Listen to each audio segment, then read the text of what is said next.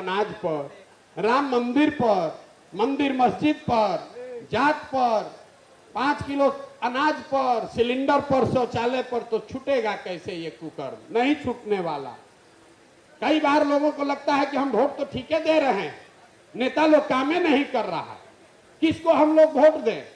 हम आपको बता रहे हैं ये आपका बिल्कुल बड़ा भ्रम है, इसको दूर कर लीजिए। लोकतंत्र में आपके वोट की इतनी ताकत है कि आप वोट जिसको देना है दे दीजिए, लेकिन दीजिएगा वो निकम्मा से निकम्मा भी नेता होगा, आपका काम होगा ही होगा। हमारी बात पर भरोसा नहीं है तो 5 गो चीज अभी गिनवाते हैं, आपको आंख के सामने दिखेगा कि आज तक जीवन में आपने जिस चीज के लिए भी वोट दिया है वो आपको मिला ही मिला है। पूरे बिहार में आपने हमने मंदिर बनाने के लिए वोट दिया, भैया अयोध्या में रामलला का मंदिर बनना चाहिए, तो बिहार के गांव देहात में भागलपुर में फैक्ट्री लगे चाहे नहीं, सड़क ओवरब्रिज बने चाहे नहीं, अयोध्या में रामलला का मंदिर बन गया। बना कि नहीं बना बताइए? अरे मुड़ी मत खिलाइए, बोलिए बना कि नहीं बना? पूरे बिहार में लोग कहता है बहुत भ्रष्टाचार है। यहाँ पर लोगों ने वोट दिया 5 किलो अनाज के लालच में मोदी जी को, तो बिहार में चाहे जितना भ्रष्टाचार है, 1 किलो चोरी करके 4 किलो अनाज यहाँ के गरीब को मिल रहा है कि नहीं मिल रहा है? बोलिए भैया, मिल रहा है कि नहीं मिल रहा है? नीतीश बाबू के राज को हम लोग रोज गाली दे रहे हैं। नीतीश के राज में बिहार बदहाल है, बहुत कुछ काम नहीं हो रहा है, लेकिन इसी नीतीश के राज में, इसी बदहाल बिहार में आपने हमने वोट दिया कि बिजली का दशा नीतीश जी सुधारिए। लालू जी के राज में बिजली नहीं आता था, इसी नीतीश के राज में और कुछ हो चाहे नहीं, घर घर बिहार में बिजली आया है कि नहीं आया है? आपने हमने वोट दिया सिलेंडर के लालच में मोदी जी को, तो सिलेंडर का दाम 1000 हो कि 1200, घरे घरे सिलेंडर बटा है कि नहीं बटा है? बोलिए, मुड़ी मत हिलाइए, बोलिए बटा है कि नहीं बटा है?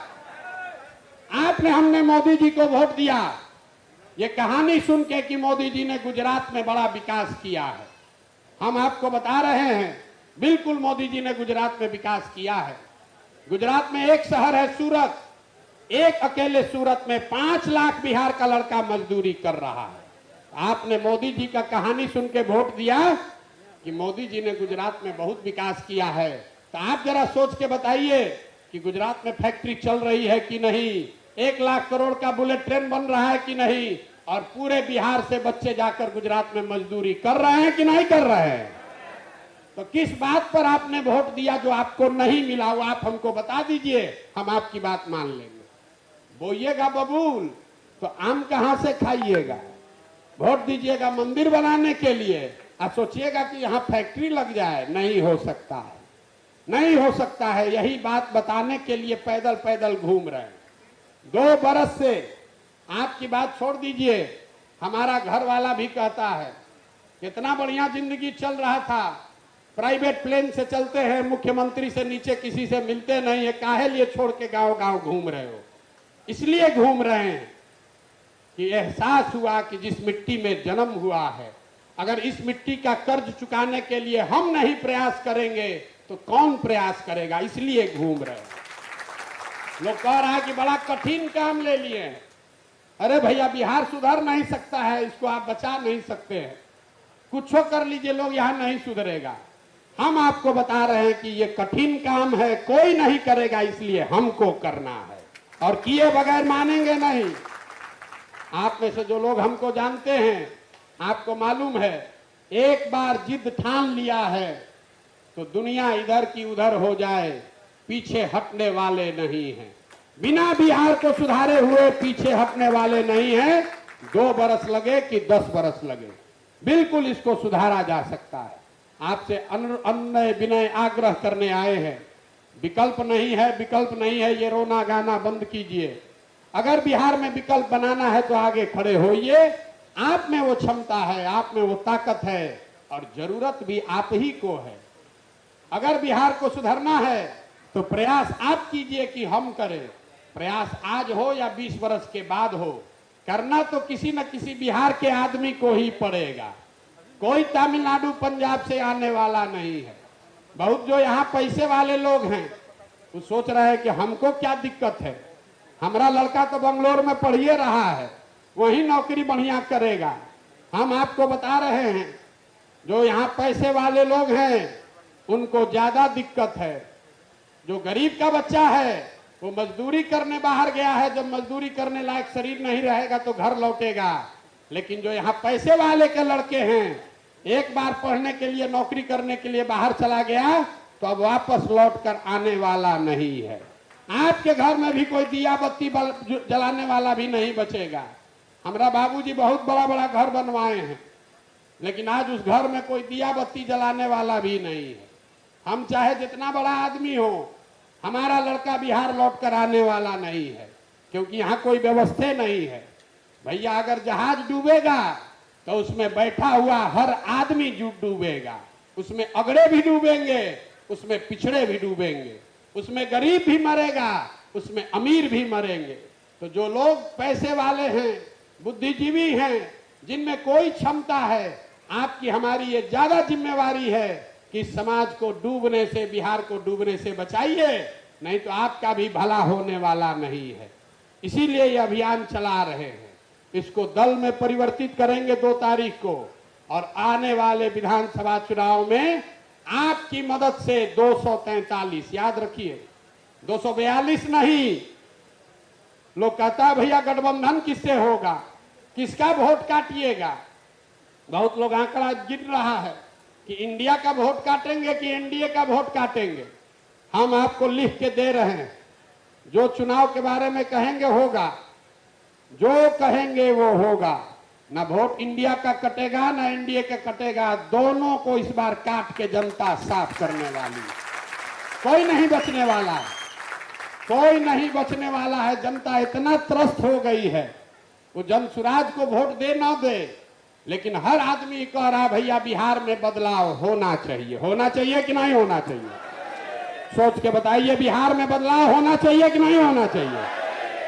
तो चाहे आप भाजपा के वोटर हैं कि आरजेडी के, नीतीश के समर्थक हैं कि राहुल गांधी का झंडा ढो रहे हैं, हर आदमी ये मान रहा है कि बिहार में बदलाव होना चाहिए। अब बदलाव हो तो ऐसे लोगों के साथ हो कि सत्ता के साथ साथ व्यवस्था में भी बदलाव हो। इसीलिए जनसुराज अभियान चला रहे हैं। चुनाव जीतना 4 महीने का काम है। चुनाव यहां हम पहले 2015 में पूरा बिहार जीत कर गए हैं, लेकिन उससे बिहार नहीं सुधरा। चुनाव जीतना कठिन है, लेकिन चुनाव सही लोगों के साथ जीतना उससे भी ज्यादा कठिन है। इसलिए 3 साल इतना प्रयास कर रहे हैं, पसीना बहा रहे हैं, ताकि चुनाव तो जीते, लेकिन चुनाव ऐसे लोगों के साथ जीते जो बिहार को बदलने का जज्बा और काबिलियत रखते हैं। आइए इस व्यवस्था से जुड़िए, अपने और अपने बच्चों के भविष्य को सुधारने का संकल्प लीजिए। न तो लालू के नाम पर, मोदी के नाम पर वोट देते रहिएगा, तो लालू और मोदी हेलीकॉप्टर पर घूमते रहेंगे और आपके बच्चे जमीन पर घूमेंगे, उनके पैर में चप्पल भी नहीं मिलने वाला है। यहाँ बैठा हुआ बहुत आदमी कहता है, बहुत आदमी सोचता है भैया कुछ हो जाए वोटवा तो जाते पर पड़ेगा। जिससे पूछिए हमको सलाह दे रहा है भैया जब तक जाति का व्यवस्था नहीं सुधरेगा बिहार में, तब तक यहाँ पर कोई परिवर्तन नहीं हो सकता है। हम आपको बता रहे हैं, एक ये भ्रम आप दूर कर लीजिए। जिसको भी लगता है कि बड़ा बड़ा दल और नेता जाति का राजनीति करता है, वो बिल्कुल भ्रम में जी रहे हैं। आपसे पूछेंगे बिहार में जाति का राजनीति कौन करता है, सबसे पहले लोग खड़ा होकर कहेगा लालू जी, नीतीश जी, सब ये जाति का राजनीति करते हैं। हम आपको कैमरे पर कह रहे हैं, लालू जी को कुछ लोग हमको उनका विरोधी मान सकता है, हम कैमरे पर कह रहे हैं लालू जी जाति का राजनीति नहीं करते। लालू जी अगर जाति का राजनीति करते तो ये कहते कि यादव समाज का ही कोई आदमी बिहार का राजा मुखिया बनेगा, सब यादव समाज के लोग हमको आप लोग वोट दीजिए। लालू जी कहाँ कह रहे हैं? लालू जी कह रहे हैं कि हमारा लड़का बिहार का मुखिया बनेगा, सब यादव जी लोग आप लोग वोट हमको दीजिए। ये जात का राजनीति कहाँ हुआ? ये तो लालू जी अपने बच्चे की राजनीति कर रहे हैं, अपना राजनीति कर रहे हैं। जात में तो आप अधूराए हैं। और लालू जी अकेले नहीं हैं, चाहे कोई पंडित का नेता है कि भूमिहार का नेता है, कुशवाहा का नेता है कि दलित का नेता है, नेता अपनी राजनीति कर रहा है, अपने बच्चे की राजनीति कर रहा है। जात में हम और आप उलझे हैं। इसीलिए नेताओं के लड़के, वो चाहे 9वां फेल हो कि 10वां फेल है, वो राजा है। और आपका बच्चा चाहे बीए कर ले, एमए कर ले, उसको चपरासी का भी नौकरी नसीब नहीं है। तो आपसे इतना ही आग्रह करने आए हैं, वोट जिसको मन है उसको दीजिए। यहाँ बिहार का 100 आदमी तो हमको वोट नहीं देगा, दल बना लेंगे तब भी नहीं देगा। लेकिन ये व्यवहार, अपना आदत सुधारिए। वोट जिसको भी देना है दीजिए, लेकिन एक बार अपने वोट अपने बच्चों के लिए दीजिए। अगर अपने बच्चों के लिए आप नहीं वोट दोगे तो दूसरा आपके बच्चों की चिंता क्यों करेगा? क्यों नेता को गाली दे रहे हैं जब अपने बच्चे का चिंता आपको नहीं है? मेरे भाई लालू जी को अपने बच्चे का चिंता है, नीतीश को अपने और अपने बच्चों की चिंता है, मांझी जी को चिंता है, पंडित जी को चिंता है, कुशवाहा जी को, भूमिहार जी को चिंता है। खाली यहाँ के जनता को अपने बच्चों की चिंता नहीं। तो एक मंत्र आपको सिखा रहे हैं गांव गांव जाकर। आज तक आपने वोट दिया जात के नाम पर, आपने वोट दिया विचारधारा के नाम पर, आपने वोट दिया जनता झंडा देखकर, नेता का चेहरा देखकर। एक बार मेरी बात मानिए, जिसको भी वोट देना है दीजिए, लेकिन एक बार वोट अपने बच्चों का चेहरा देखकर दीजिए और आपकी बदहाली दूर होके रहेगी। नहीं होगा तो हमारा गर्दन पकड़ लीजिएगा। और अगर अपने बच्चों के लिए वोट नहीं दीजिएगा तो किसी को दोषी मत ठहराइए। आप अपने और अपने बच्चों के सबसे बड़े गुनाहगार स्वयं आप हैं। यही अभियान है, यही प्रयास है। 2 साल अभी हुआ है, इतने हम धीरे चलने वाले आदमी हैं। राहुल बाबा 6 महीना में कन्याकुमारी से कश्मीर तक पैदल चले गए। हम रोज पैदल चल रहे हैं, एक दिन भी छुट्टी नहीं लिए हैं। 18 महीना में 15 जिला गए हैं। लेकिन अभी 1-1.5 साल और पैदल चलेंगे, गांव गांव जाएंगे, लोगों को हाथ जोड़ेंगे, समझाएंगे। और एक ही बात समझा रहे हैं, एक बार जीवन में अपने बच्चों के लिए जगो, अपने बच्चों के लिए वोट दो। तुमने नेताओं के बच्चों के लिए वोट दिया, नेता का बच्चा बड़ा बन गया। अपने बच्चे के लिए वोट दोगे तो आपका बच्चा भी बेरोजगार नहीं रहेगा। ये आपके वोट की ताकत है, ये आपको समझने की बात है। जो जनता है, ये आप हनुमान हैं। हनुमान जी जैसे अपना शक्ति भुला जाते थे, वैसे आप अपनी शक्ति भूल गए हैं। आपके सामने आप सरकार बना रहे हैं, हटा रहे हैं, लेकिन आपको लगता है कि हम गरीब आदमी, हम एक असहाय आदमी, हम क्या करेंगे? मेरे भाई, जब तक आप बटन नहीं दबाओगे तब तक कोई राजा नहीं बन सकता है।